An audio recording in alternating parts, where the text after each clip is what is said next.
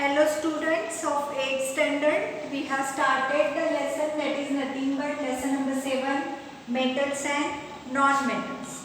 Today we are going to see some chemical properties of the metals.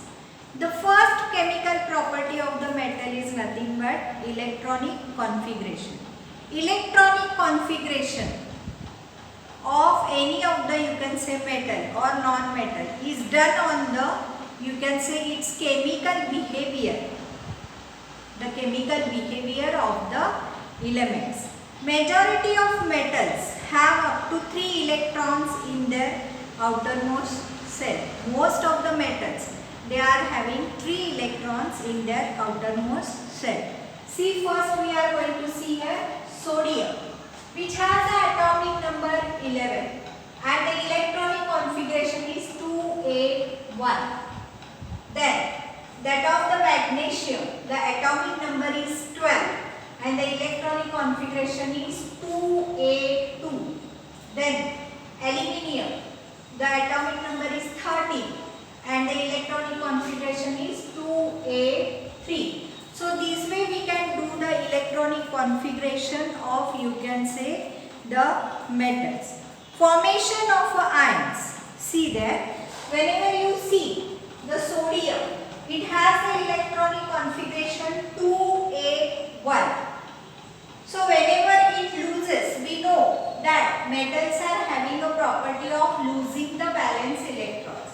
So whenever the sodium loses 1 electron, its configuration becomes 2A. That means this 1 electron is lost by the sodium and it becomes a sodium ion.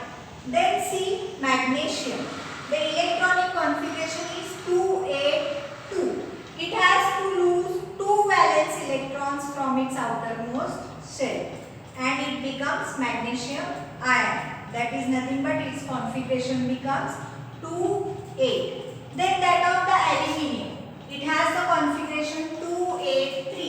That means in the outermost orbit it has 3 electrons. Now it has to lose 3 electrons to become an aluminium ion. So what does the aluminium lose? It loses the 3 electron to become an aluminium ion and the configuration becomes 2A. See the next one. Reaction with the oxygen.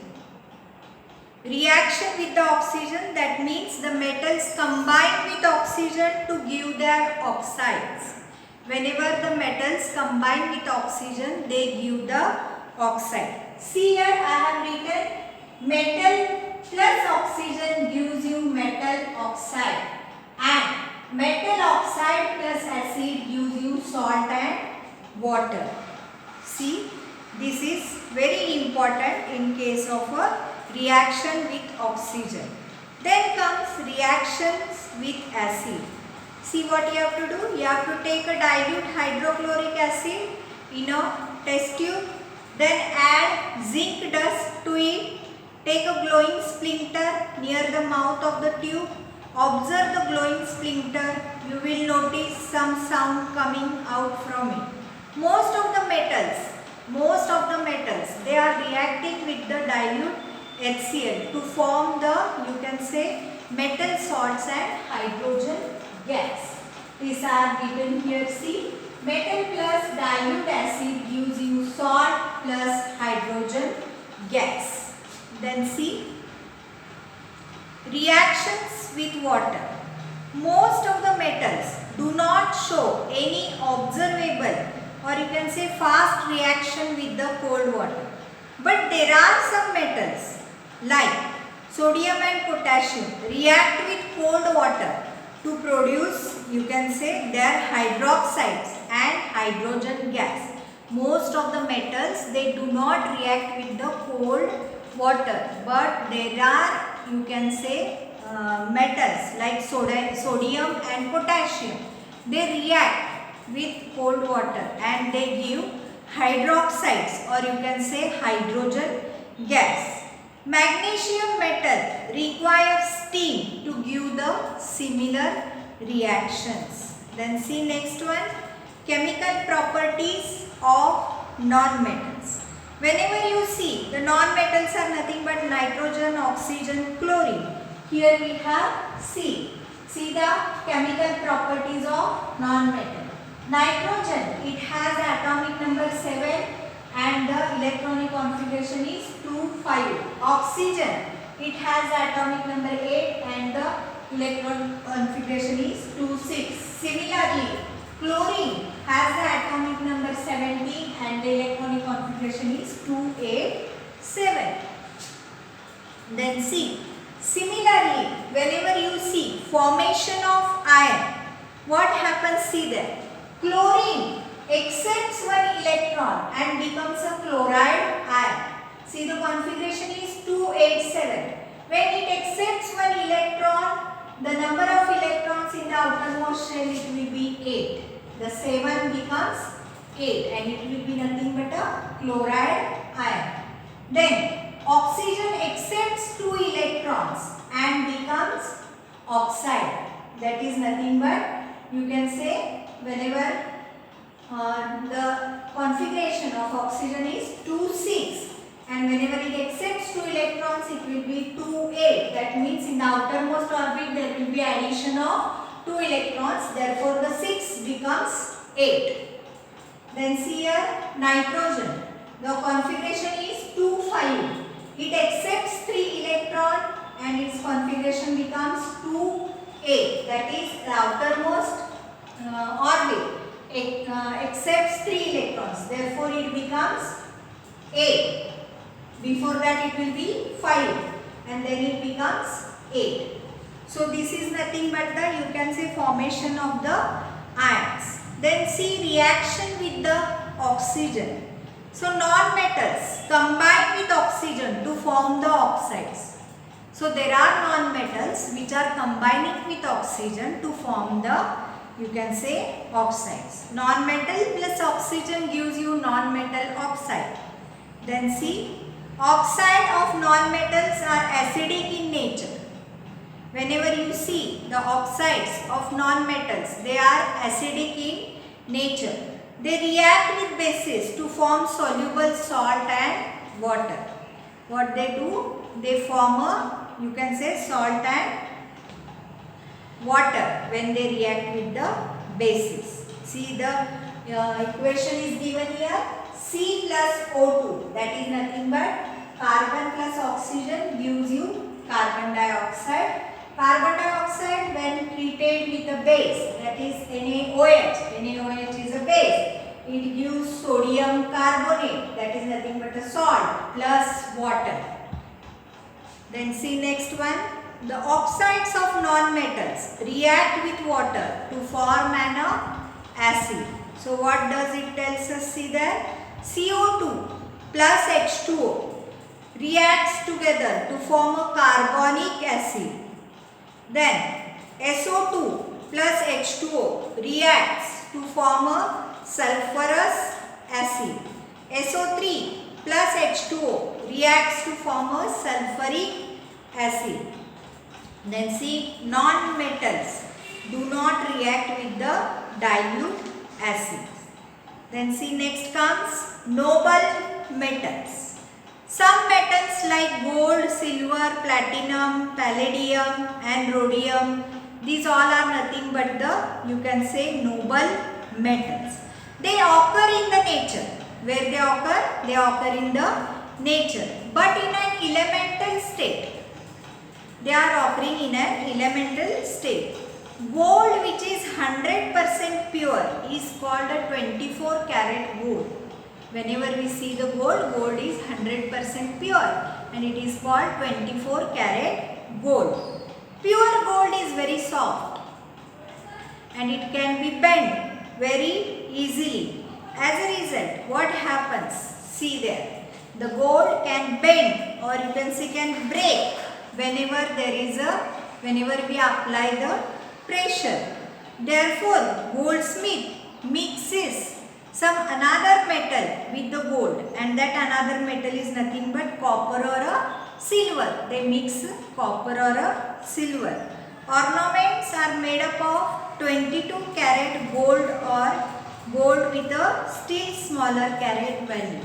So to make it hard, so what they do, as it is a very soft, to make it hard, what they are doing, they are mixing the, you can say, copper or silver in it and making it 22 karat gold.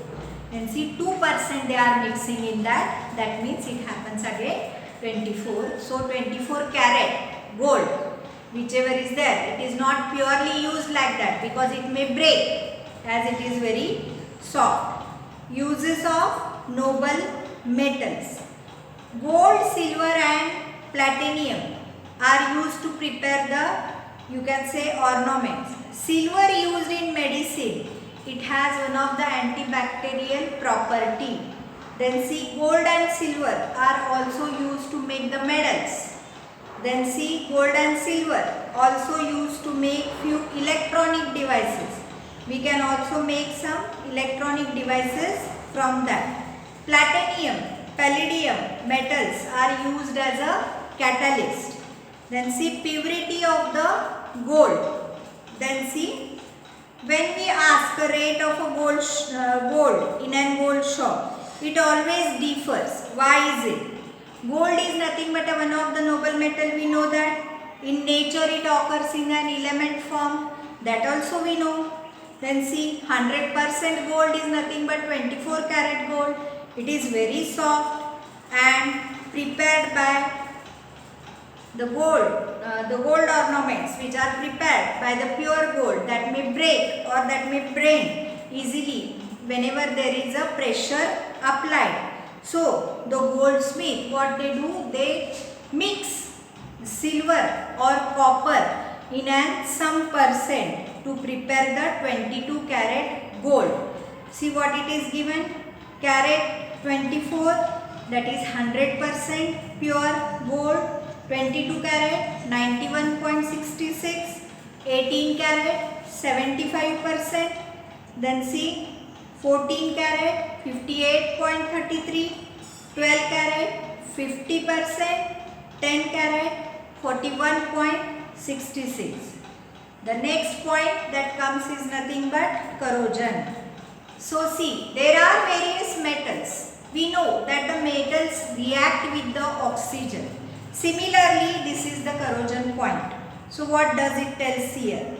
Gases in the air reacts with the metal in presence of a moisture to make the metal compounds.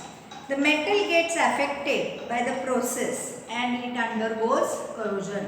Whenever the metal comes in contact with oxygen or moisture, it gets corroded and this process is called as a corrosion and it gets affected there.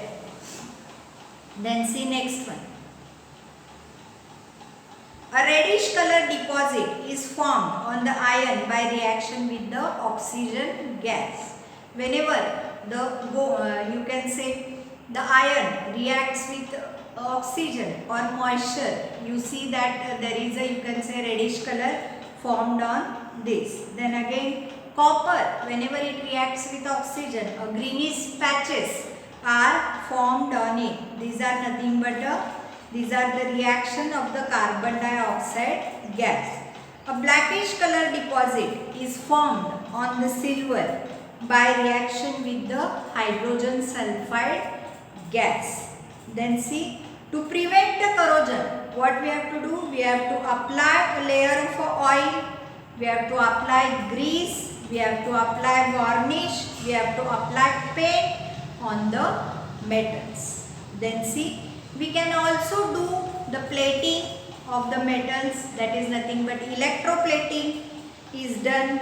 Then iron is arrested by zinc plating. Whenever you see, to prevent the corrosion of iron, we apply zinc on it.